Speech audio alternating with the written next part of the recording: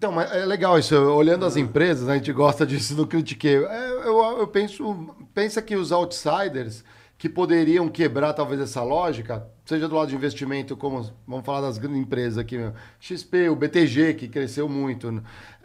Ou o do lado apoiando a tecnologia, o Nubank, que fala, pegou uma grande massa, né, principalmente baixa renda, pela disponibilidade de ter um banco, né, rápido, E pelo avanço digital, tecnológico avanço também, tecnológico, competitivo. exatamente. Só que quando chegou lá, abraçou com os outros. É isso que eu tô falando, ele vai tender a se concentrar de novo. Esse é o problema monopólio. brasileiro. Não vai ser se concentrar de novo. Com 100 milhões de concorrentes, os bancos não podem se concentrar de novo. Os Estados Unidos foi um exemplo histórico disso. O Banco Nacional dos Estados Unidos foi dissolvido na presidência de Andrew Jackson, na década de 30 do século XIX. E por mais de 100 anos, qualquer banco foi proibido de operar em mais de um estado da federação.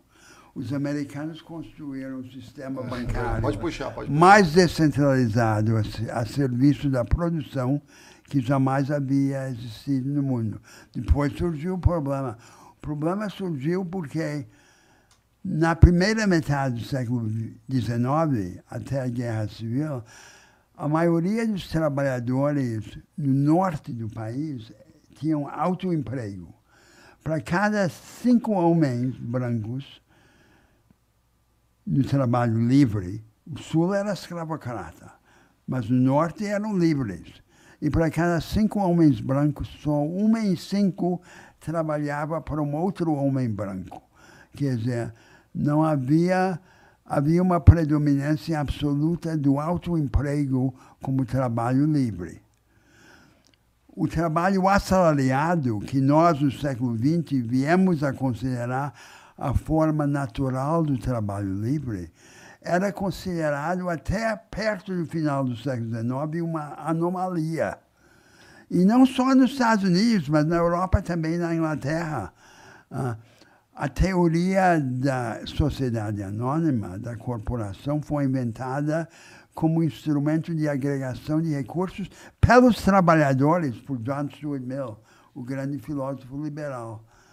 Então, depois, a partir do final do século XIX, o autoemprego foi destruído e a agregação de recursos para ganhar escala foi feita pelo grande capital. Porque eles não tinham compreendido que havia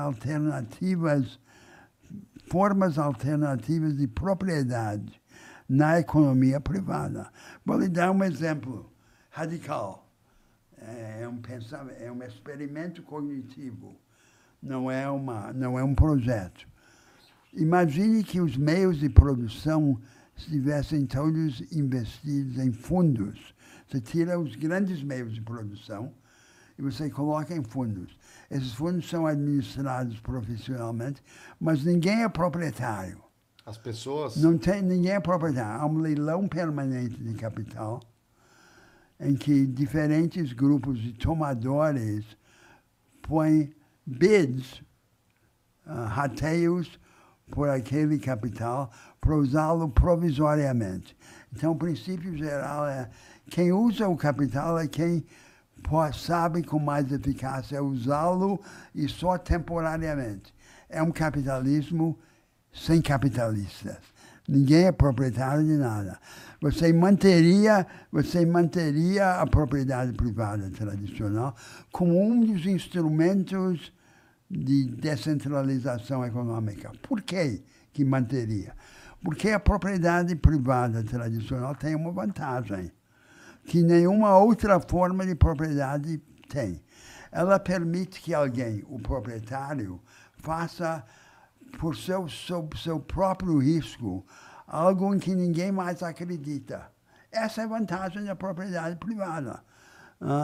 Então, nós deveríamos querer mantê-lo. A economia de mercado não tem uma forma jurídica e institucional necessária ou evidente, ao contrário do que imaginaram os economistas liberais como Hayek. Isso é o fundamentalismo de mercado. E quem controlaria esses fundos nessa Ninguém. As instituições democráticas. organizariam formas de rateio ou leilão permanente do capital. Experimentalmente, você estabelece uma troca de horizonte temporal e risco, você constrói esses portfólios e você experimenta, aí você vê o resultado. Se funcionar bem, você faz mais daquele tipo. Se funciona mal, você faz menos. Isso seria uma forma experimental. Por que não?